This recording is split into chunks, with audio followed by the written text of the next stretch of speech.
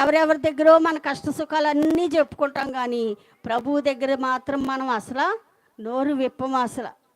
కాబట్టి ఈ రీతిగా ఆమె ఆ చేలోకి వెళ్ళి పరగేరుకుంటుందంట.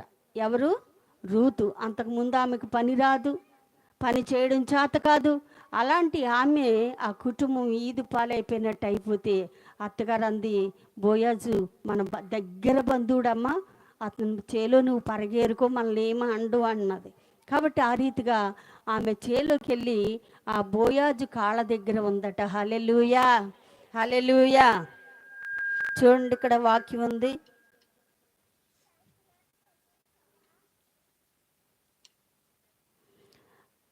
నాలుగో అధ్యాయము, రూతు గ్రంథము 4వ అధ్యాయము.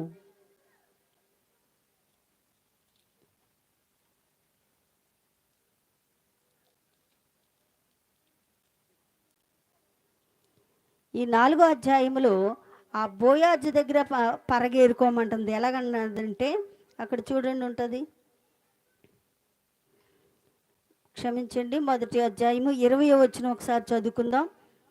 ఆమె, సర్వశక్తుడు నాకు చాలా దుఃఖము కలుగజేసెను గనుక నన్ను నయోమి అనక మారా అనుడి. సర్వశక్తుడు అంటే ఎవరైనా? ఎవరు?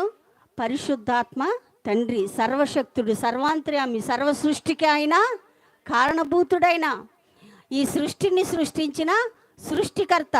అటువంటి సృష్టికర్తను అంటుంది సర్వశక్తుడు నాకు చాలా ఏం కలగజేశాడట? దుఃఖము. దేవుడు దుఃఖము కలిగజేస్తాడండి మనకి. దుఃఖము కలుగజేయడు. నీ దుఃఖాన్ని ఆయన తీసివేస్తాడు. ఆ దుఃఖం కొని తెచ్చుకున్నది ఎవరు? ఆమె తెచ్చుకుంది చేతులారా. ఒక్కొక్కసారి కష్టాలు అనేవి మన చేతులారా మనమే తెచ్చుకుంటాం. దేవుడు కష్టపెట్టే దేవుడు కాదు, మనల్ని కన్నీరు కార్పిచ్చే దేవుడు కాదు. ఒక్కొక్కసారి మనకు ఒక దెబ్బ కొట్టినా మళ్ళా మన పిల్లల్ని ఎలా చేర్చుకుంటామో ఆయన కూడా అలాగే చేర్చుకుంటాడు. కాబట్టి నన్ను నయోమి అనక ఏమనమంటుంది? మారా. మారా అన్న మాటకు చేదు. ఏంటి అర్థము? చేదు. ఈ మారా అన్న మాటకు అర్థం ఏంటంటే మధురము. మారా అంటే ఏంటి అమ్మా చెప్పండి? మారా అంటే మధురము. మారా అంటే చేదు, క్షమించండి. నయోమి అనగా మధురము. మధురమైన జీవితం ఇప్పుడు ఎలా మారిపోయింది? చేదుగా మారిపోయింది.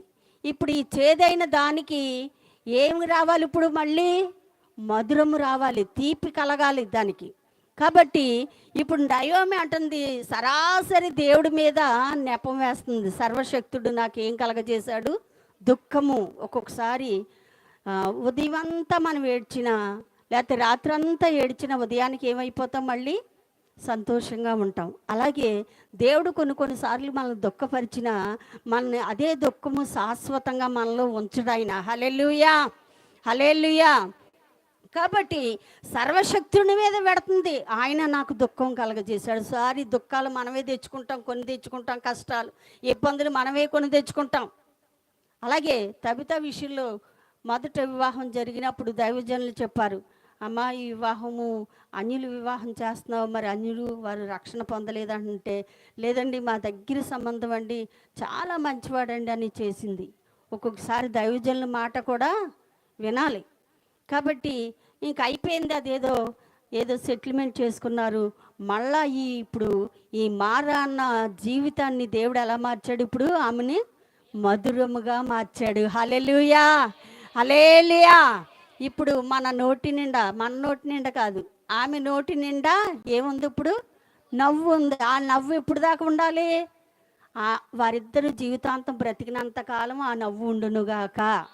ఆమేన్ చెప్దాం, ఆమేన్. కాబట్టి ఈ రీతిగా బైబిల్ గ్రంథంలో రూతు కొరకు మనం తెలుసుకున్నాం. అదే రూతు ఇప్పుడు ఎక్కడ పడుకుందంటే ఆమె వాక్యంలో సెలవిచ్చినట్లుగా 4వ అధ్యాయము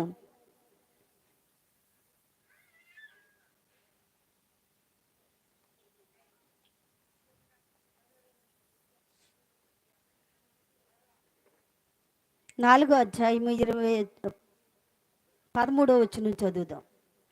కాబట్టి